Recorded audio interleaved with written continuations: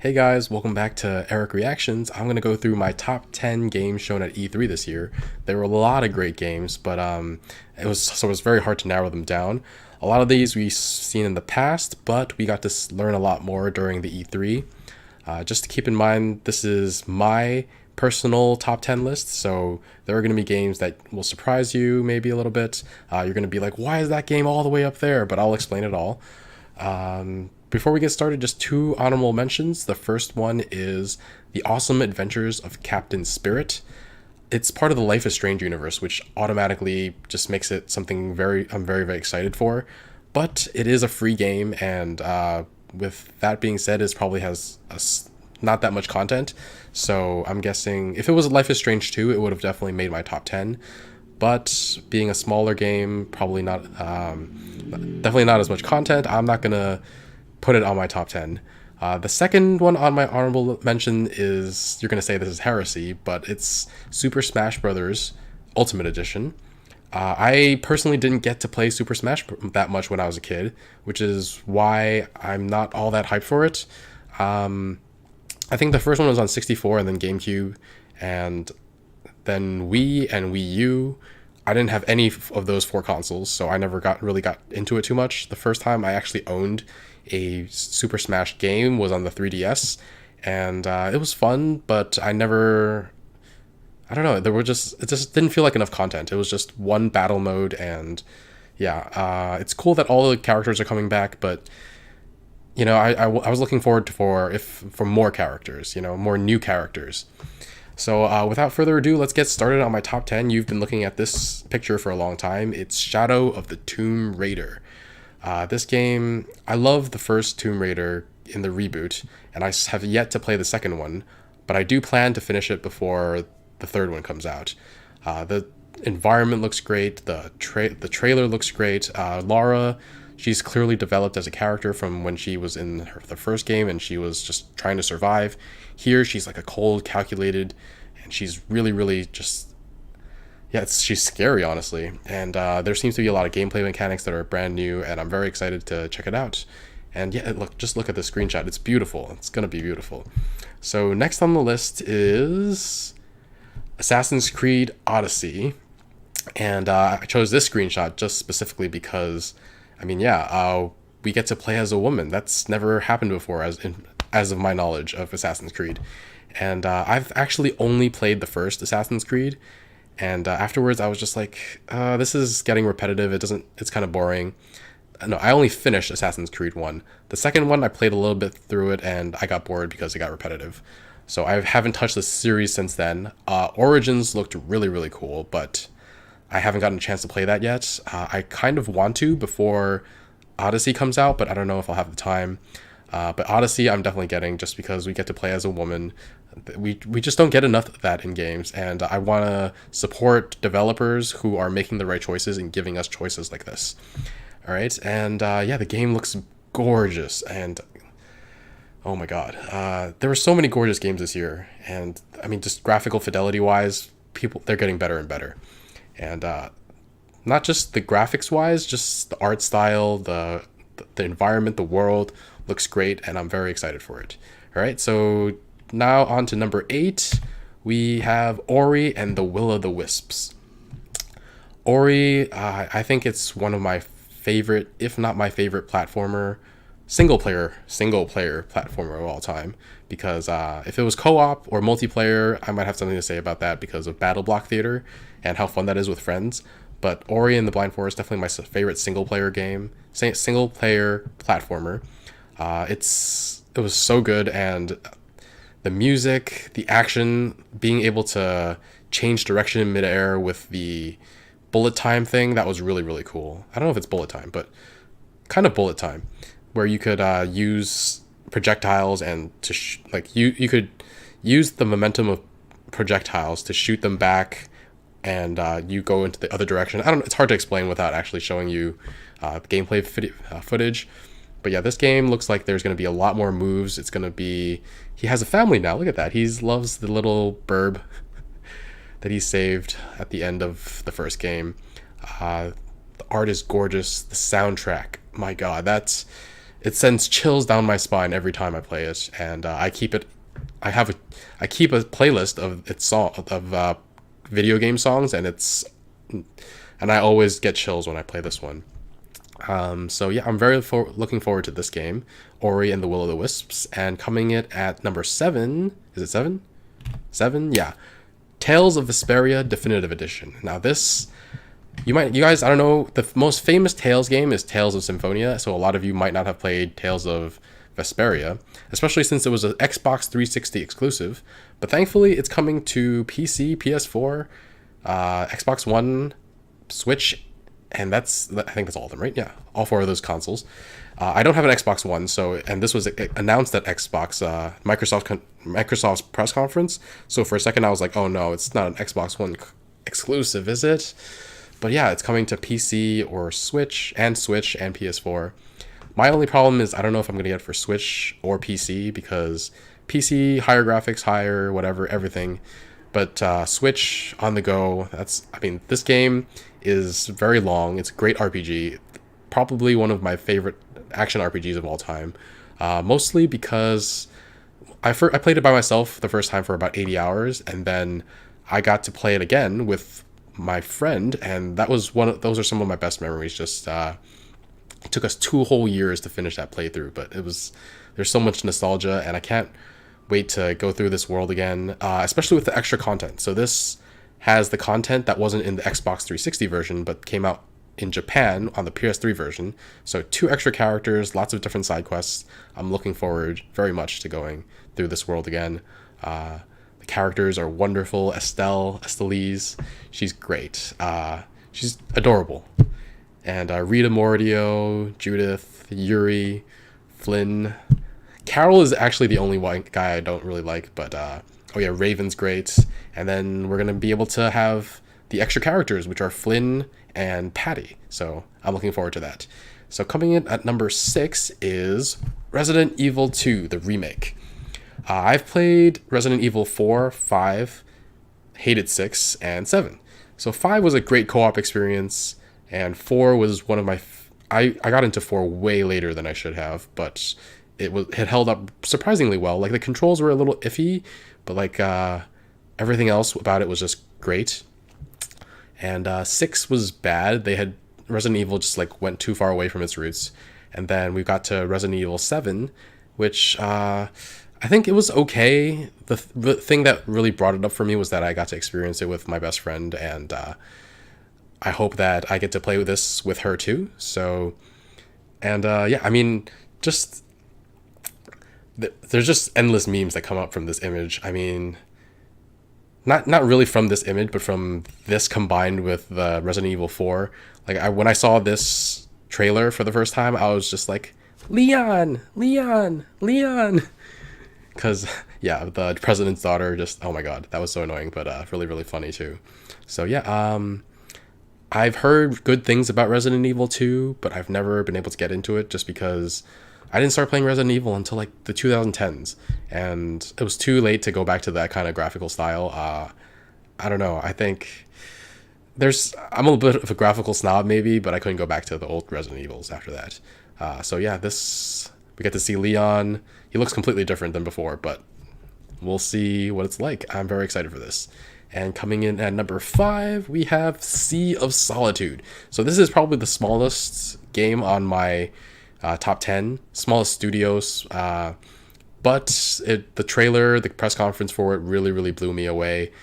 The person who was announcing it just talked about how this was a story about loneliness and how it turns you into a monster, turns people into monsters, and how this game was about dealing with this young woman's monster and how to turn her back into a human. And there was something very, very compelling about it. And the trailer, this is a really bright open area, but it got dark really, really fast, and there was a nice juxtaposition between the brightness and the really, really creepy song. And despite what it looks like here, it kind of has horror vibes. And I'm really excited because it seems like a really story-driven game. I almost teared up just listening to the woman who was presenting and watching the trailer. yeah, the art style, it's bright, it's great, and then when it gets dark, it gets really, really creepy, and I love that kind of thing. So I'm very looking forward to this. I don't know too much about it yet, so I don't have too much more to say, but I cannot. I If you want to find out more, just watch my reaction video to this game, Sea of Solitude, and check it out. And coming in at number 4, Spider-Man. So yeah, I've played one Spider-Man game before, and it's the one for PS2, the one that everybody says is actually good, like where swinging actually makes sense. I've heard that swinging is actually feels better than it ever has in this Spider-Man game for the PS4, and the trailer didn't show anything that made me super excited. It's just that, I mean, it was more of what I expected. It didn't surprise me really, but it showed 5 different villains just wailing on Spider-Man, and the thing that actually caught me, that made me most excited, wasn't even shown. I was just like, come on, he's getting the heck beat out of him. Please, like, someone show up. Like Miles Morales, we know he's in the trailer from before. I'm like, please, Miles Morales, show up and save his butt. And then he turns up and he sees a helicopter at the end of this trailer, and he's just like, what? You? And I don't know if it's a villain or if it's someone there to help him, but that's the biggest thing that's like dragging me. I want to know more about what Spider-Man is like, what his story is after 8 years of fighting villains. It might be more. He said 8 years. He said he'd locked these people up for 8 years, so he might have been Spider-Man for longer. I'm really excited to find out what exactly his story is after all these years, and I want to know. I want to get my hands on the game and feel that nice swinging action.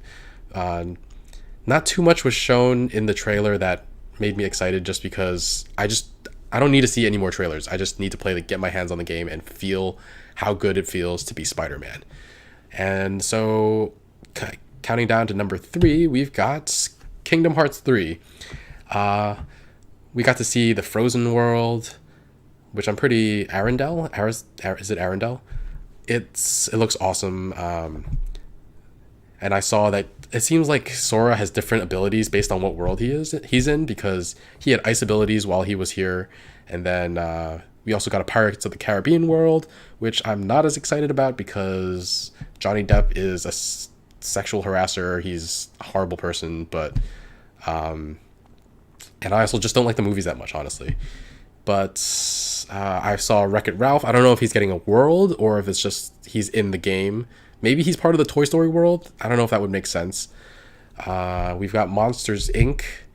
I'm not a big fan of Monsters Inc. either, not for any particular reason besides I just saw it and didn't remember. It wasn't memorable for me. I'm still holding out hope, tiny little hope for like Star Wars and Marvel stuff, but that's probably impossible. Maybe they'll put in like a few Easter eggs. That's as high as I'll set my expectations for now.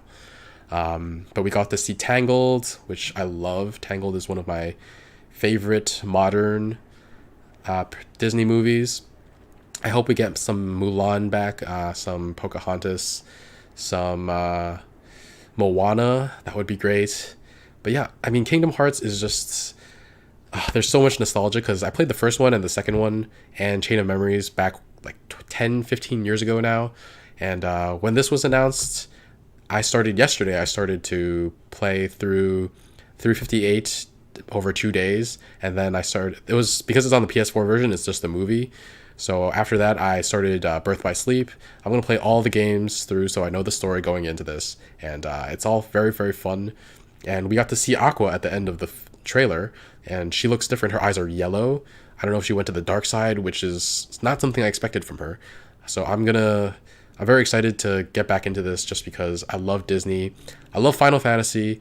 Final Fantasy is one of my favorite series of all time, and yeah, I know that Tetsuya Nomura said that there won't be a Final Fantasy world. I'm still hoping for Final Fantasy characters like YRP, like Auron, like Cloud, Leon. It'd be just so weird if they just were completely like thrown out of this game.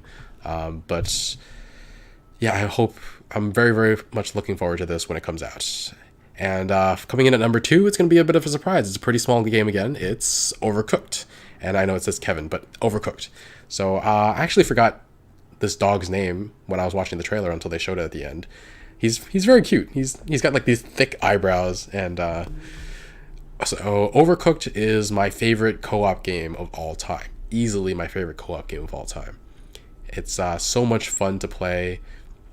You yell at your friends. Yeah, you yell at your friends. I played this with a lot of my friends. I played this most of the time. It was two players with my best friend, and yeah, it was funny. I'd always say like, "Thank you for passing me like whatever," right? She'll pass me something, and I'll be like, "Thank you," and she's like, "Shut up! Stop saying thank you." No, she didn't actually say "shut up." She's just like, "Stop saying thank you. You're wasting time," and it really helped with our communication. And then we played some 3-player and 4-player and some verses. It's a lot of fun. And the thing I really wanted the most for Overcooked 1 was player-made levels. That would have been great. And just to be able to create your own levels and then have them on the internet and see who can beat them or see who can get the highest score, right? But then I guess if they hadn't done that, they wouldn't have been able to make Overcooked 2. So while I was waiting around. I was just like, please make more DLC, right? Please, more content. And I was like, waiting for a very long time for them to release something, like release some information about where they were going with this game. And I waited and waited. And I was just like, all right, this might be. I didn't expect it to show up at E3. I didn't realize it had become such a phenomenon. And yeah, I was just like, I saw Overcooked, and I was like, is this going to be DLC for Overcooked? But it was actually a sequel, so there's going to be so much more new content. I'm hoping for way more content than the first one, and yeah, I'm excited to play this.